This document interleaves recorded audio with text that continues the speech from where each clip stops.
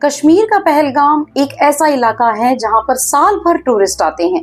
खासकर अगर honeymoon couples की बात की जाए तो वो अपनी नई जिंदगी की शुरुआत करने यहीं पर आते हैं, क्योंकि यहाँ की खूबसूरती ऐसी है कि वो हर किसी का मन मोह ले।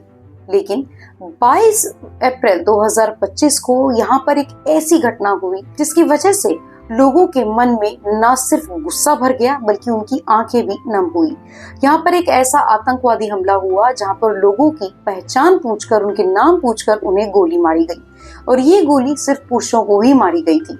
ये आतंकी हमला एक दिल दहलाने वाला हमला था, क्योंकि ये भारत की सरजमी पर हुआ था और ये इतना खुलेआम था कि किसी को समझ ही नहीं आ रहा था कि क्या वाकई में आतंकवादी हमला है या फिर कोई मजाक हो रहा है। यहाँ पर इस घटना की कुछ तस्वीरें इंटरनेट पर वायरल हुई, जिसे देखने के बाद में हर किसी की आंखें नम हो गई।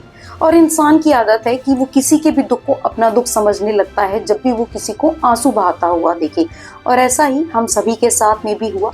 इन फोटोज को देखकर हर किसी के मन में इतना गुस्सा भर गया कि वो बस बदला चाहता था। वो चाहता था कि भारत सरकार पाकिस्तान को एक ऐसा जवाब दे जिसे वो जिंदगी में कभी भी ना भूले। भारत सरकार ने इस आतंकवादी हमले का जवाब भी दिया, जिसका नाम था ऑपरेशन सिंदूर। इस ऑपरेशन के जरिए उन्होंने पाकिस्तान के आतंकी सरगनाओं के घरों पर मिसाइलें गिराई और उन्हें ये करारा जवाब दिया कि अगर वो ये सोचेंगे कि भारत कमजोर है और वो जवाब नहीं देता है तो इस बार उन्हें जवाब जरूर मिलेगा। ये सब होने के बाद में भी लोगों के मन में एक ही सवाल था कि आखिर उन 3 आतंकियों का जिनकी फोटो वायरल हुई थी और जो इस आतंकी हमले के जिम्मेवार थे, उन्हें कब सजा मिलेगी, उन्हें कब मार गिराया जाएगा।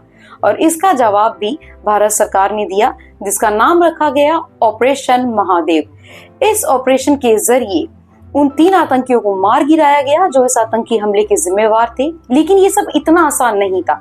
ऐसा नहीं था कि एक इंटेल मिली या कोई भी छोटी सी इंफॉर्मेशन मिली और हमने उस पर काम करना शुरू किया और जो आतंकी हमें मिले उसे हमने मारकर उन तीनों आतंकियों की तरह पेश कर दिया। ऐसा बिल्कुल भी नहीं था। 3 महीने तक कड़ी मेहनत की गई, और ऐसा नहीं एक ही इंसान ने मेहनत की। इसके लिए आर्मी और साथ में JNK पुलिस, CRPF, IB, इन सभी ने बहुत मेहनत की। इसके बारे में जानकारी देते हुए भारत के गृह मंत्री अमित शाह ने बताया कि ये भारत के लिए बहुत ही मेजर ऑपरेशन था और सभी की उम्मीदें इससे बंधी हुई थी। तो इसमें कोई भी जल्दबाजी या चूक का कोई भी स्कोप नहीं था। वो नहीं चाहते थे कि वो जल्दी से कोई घोषणा कर दे और उसके बाद में उस पर सवाल उठने लगे। तो इसीलिए पूरी कंफर्मेशन होने के बाद में ही उन्होंने इसकी घोषणा की है। तो चलिए जानते हैं स्टेप बाय स्टेप कि कैसे इस ऑपरेशन को अंजाम दिया गया और कैसे उन 3 आतंकियों को भारत में रोका रखा गया ताकि उनको पकड़ा जा सके। तो सबसे पहले जरूरी था उन तीनों आतंकियों को भारत देश में रोके रखना, जिसकी जिम्मेदारी आर्मी की थी। आर्मी को उन जगहों पे तैनात किया गया जहां पर पाकिस्तान से ये लोग इंडिया पहुंचते हैं और वापस इंडिया से पाकिस्तान जाते हैं। तो आर्मी ने इसकी पूरी जिम्मेदारी ली और उन्होंने उन जगहों को सील कर दिया जहां से वो पाकिस्तान वापस जा सकते थे। तो ये सबसे पहला कदम था। उन्हें रोकने के बाद में उन्हें ढूंढना बहुत ज्यादा जरूरी था, जिसके लिए कश्मीर के पहलगाम के उन 1055 लोगों से बातचीत की गई जो घटना के समय वहीं आसपास थे, जैसे कि जो जहां पर आप घुड़सवारी करते हैं जिन लोगों से, वो वहां के लोग, और साथ में जो आसपास दुकान के लोग होते हैं, गाइड होते हैं, जिन भी लोगों ने उन लोगों को कहीं से भी देखा हो, थोड़ी भी उनको जानकारी हो, उनसे लगभग 3000 घंटे पूछताछ की गई। और इससे ये निष्कर्ष निकाला गया कि जो वो 3 लोग थे वो आसपास ही कहीं छुपे हो सकते हैं और उनके पास गन्स हैं। ये सब छोटी छोटी इंफॉर्मेशन जो है उन्हें वहां से मिली और इसके बाद में इसी इंफॉर्मेशन पर काम यहाँ पर भारत सरकार करती रही। इसके बाद में मेजर भूमिका निभाई IB ने, जिन्हें ये इंफॉर्मेशन मिली कि जिस रिमोट एरिया में ये तीनों लोग छुपे हो सकते हैं वहां से एक ऐसी चोटी पर पहुंचना होगा पहाड़ की जहां से वहां का सिग्नल पकड़ा जा सकता है। तो IB के अधिकारी वहां पर लगातार बने रहे और उसी चोटी के ऊपर वो कई महीनों तक, क्योंकि 22 अप्रैल कोई घटना हुई और जुलाई में इसके बारे में घोषणा की गई, वो भी अंत में। तो 3 महीने मान लीजिए कि वो इसी चोटी पर घूमते रहे और कोशिश करते रहे कि उन्हें सिग्नल इन 3 आतंकियों का मिल जाए। और आखिरकार 22 जुलाई को उन्हें यहाँ पर सफलता मिली। उन्होंने सिग्नल पकड़ा और उसके बाद में उन्हें धर दबोचने की कवायद जो है यहाँ पर शुरू हुई। तो सबसे पहले आपको इन तीनों आतंकियों के नाम बता देते हैं। सबसे पहला है सुलेमान, जो कि लश्कर-ए-तैयबा का इस ऑपरेशन के लिए कमांडर था, और बाकी दो जो आतंकी है उनका नाम है अफगान और जिब्रान।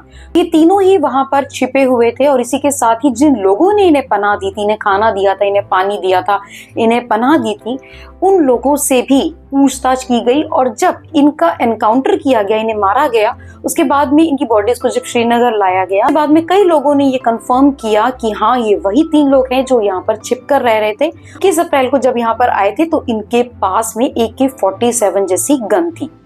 भारत सरकार का काम सिर्फ यहीं पर खत्म नहीं हुआ कि उनका एनकाउंटर कर दिया, लेकिन इसके बाद में एक और स्टेप था कंफर्मेशन का, जो उन्हें सफलता से पूरा करना जरूरी था।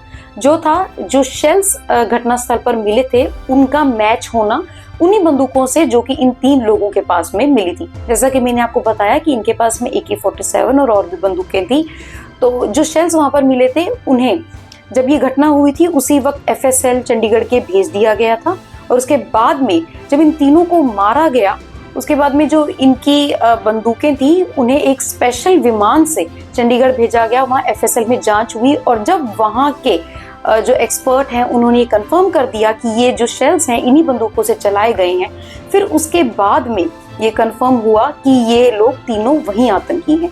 इसी के साथ में ही 2 और सबूत थे जो उनके पास मिले, जो थे चॉकलेट का रैपर और वोटर ID कार्ड। इनमें से 2 आतंकियों के पास में पाकिस्तान के वोटर ID कार्ड मिले हैं, और एक के पास में चॉकलेट का जो रैपर होता है जो मेड इन पाकिस्तान है वो मिला था।